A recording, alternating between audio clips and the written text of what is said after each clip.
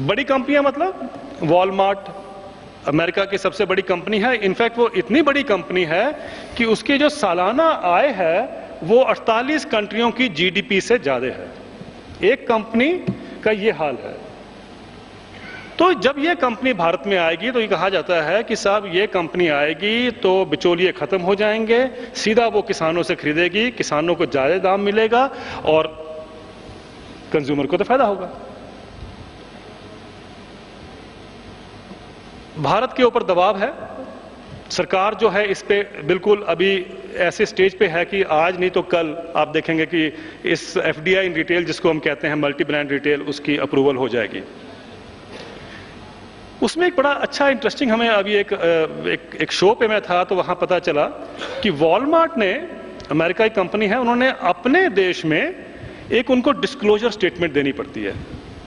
उस disclosure statement में Walmart ने यह माना है कि उन्होंने पिछले 5 साल में भारत में 70 करोड़ रुपए खर्चा किया है टू एजुकेट इंडियंस। एक कंपनी ने 70 करोड़ रुपए खर्चा किया हम लोगों के ऊपर सिखाने के लिए, समझाने के लिए, डिसेमिनेट करने के लिए। आपको समझ आ जाएगा इसका क्या मतलब है।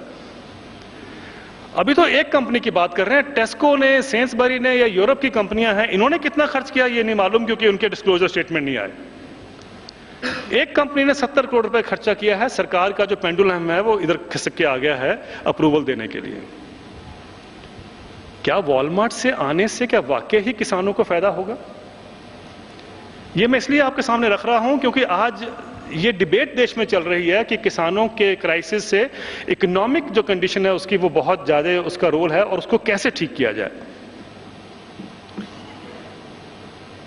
वॉलमार्ट अमेरिका की कंपनी है। वॉलमार्ट का टोटल जो टर्नओवर है वो $400 बिलियन का है।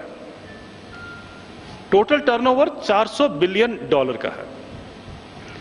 भारत में जो ये व्यापार है, खुदरा व्यापार कहते हैं इसको, इसका टोटल टर्नओवर भी 400 बिलियन है। मतलब एक वॉलमार्ट कंपनी का 400 बिलियन है, हमारे देश के सारे जो ये ट्रेड को मिला लें तो वो 400 बिलियन है। ये माना जाता है भारत में कि 12 करोड़ शॉपकीपर्स हैं और 40 करोड़ लोग इसमें एम्प्लॉयमेंट है, उनको व्यवसाय है। जो अमेरिका में जो कंपनी है वॉलमार्ट, $400 बिलियन का टर्नओवर देते हैं। हमारे देश में 40 करोड़ लोग जो हैं वो उतना ही जो बिजनेस है देते हैं। यानी मतलब है कि हमारे देश में कितनी एम्प्लॉयमेंट जो है वो ये सेक्टर जनरेट करता है। और ये माना जा रहा है कि जब वॉलमार्ट भारत में आएगा तो एम्प्लॉयमेंट जनरेट होगी। जो अमेरिका में एम्प्लॉयमेंट नहीं जनरेट कर पाया वो भारत में कैसे जनरेट करेगा, इसका कोई जवाब देने को तैयार नहीं, ना ही कोई पूछने को तैयार है। इंग्लैंड के प्रधानमंत्री जब इस सरकार 2009 के इलेक्शन के बाद सबसे पहले प्रधानमंत्री भारत में आए तो वो इंग्लैंड के थे। उसके बाद 5 महा जो शक्तियां हैं उनके भी प्रधानमंत्री, राष्ट्रपति हमारे देश में आए। सबका जोर हमारे सरकार के ऊपर था कि आप एफडीआई इन रिटेल को खोलिए। इंग्लैंड से शुरू हुआ। इंग्लैंड का अपना हाल देख लीजिए। वहां 2 कंपनियां बड़ी प्रोमिनेंट हैं, टेस्को और सेंसबरी। टेस्को और सेंसबरी ने पिछले 2 साल में 24,000 नौकरियों क्रिएट करनी थी। 2 साल के बाद नौकरियां तो क्या क्रिएट करनी है, उन्होंने 700 लोगों को नौकरी से निकाला है दोनों ने मिलकर। और वही कंपनियां भारत में लाई जा रही हैं कि ये एम्प्लॉयमेंट जनरेट करेंगी। एक बात तो ये सब स्पष्ट होगी कि ये कंपनियां कहीं एम्प्लॉयमेंट जनरेट नहीं करती। किसानों की बात हम देखें, अगर वॉलमार्ट से किसानों को फायदा होता तो आप ये मानेंगे कि अमेरिकन किसान जो है वो तो बहुत ही अमीर होना चाहिए, उसको बहुत फायदा होना चाहिए, और वो है भी। बहुत से लोग कहेंगे कि अमेरिकन किसान तो बहुत अच्छी सिचुएशन में है। अमेरिका में कमोडिटी एक्सचेंज, वायदा बाजार भी है। सबसे बड़ा वायदा बाजार जो है दुनिया का वो शिकागो में है, कमोडिटी एक्सचेंज जो है। और जितने किसान हैं वहां पर वो सब कंप्यूटर पे हैं, ट्रेडिंग भी कर सकते हैं। तो वॉलमार्ट भी है, वायदा बाजार भी है उनके पास। उसके बावजूद भी किसानों की ये हालत है कि अगर किसान को डायरेक्ट इनकम सपोर्ट सरकार ना दे तो किसान खेती से बाहर हो जाए। पहले हो गए हैं लेकिन जो बचे खुचे रह गए हैं। यानी ये देखा गया है कि हर 5 साल में, आखिरी जो था फार्म बिल अमेरिका का 2008 में आया था, 5 साल का वो अगले सब्सिडीज का प्रावधान करते हैं उसके अंदर। 2008 का जो फार्म बिल है अमेरिका का, उसमें उन्होंने $307 बिलियन का एग्रीकल्चर के ऊपर निवेश की बात की है, और जिसमें से अधिकतर जो है वो डायरेक्ट इनकम सपोर्ट, यानी किसान को सीधा उसकी खेती और उसके आकार खेत का और उसकी प्रोडक्शन के हिसाब से उसको सीधा घर में बैठे चेक मिलता है। अगर वो हटा दें आप सब्सिडीज, तो अमेरिका की खेती जो है वो कोलैप्स कर जाती है। यही हाल यूरोप का है।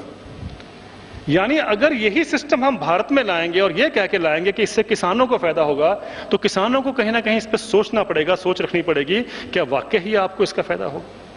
अभी हाल में पढ़ रहा था मैं कि इंग्लैंड में जितने डेयरी फार्मर्स हैं, आज उसमें एक होड़ लगी है डेयरी को छोड़ने की।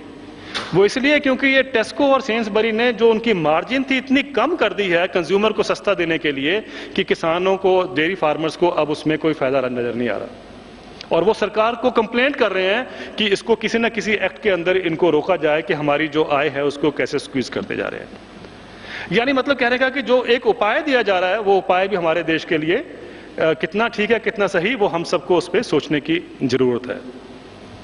तीसरा ये माना जाता है कि साहब हमारे देश के जो किसान हैं ये बेकार हैं, इनको खेती करने नहीं आती है, ये इनकी प्रोडक्शन जब तक नहीं बढ़ेगी, पैदावार नहीं बढ़ेगी, तब तक ये ग्लोबलाइज्ड एनवायरनमेंट में ये कंपीट नहीं कर सकते। तो ये आर्गुमेंट है। मैं एक उदाहरण आपको दूंगा, धान की खेती का उदाहरण लें। ये भी इलाका बहुत धान का इलाका है। धान की जो हमारी पैदावार है इस देश में, वो तकरीबन 3 टन है 1 हेक्टेयर में। अमेरिका की 7 टन है। तो ये कहा जाता है कि हमारा किसान भारत का जब 3 टन से लेकर 7 टन तक पैदावार कर देगा, तब उसके बल्ले बल्ले हो जाएंगे, तब वो आत्महत्या नहीं करेगा और तभी वो ग्लोबली कॉम्पिटिटिव होगा। हमारे वैज्ञानिक, पॉलिसी मेकर सब इस बात को मानते हैं कि यही होना चाहिए।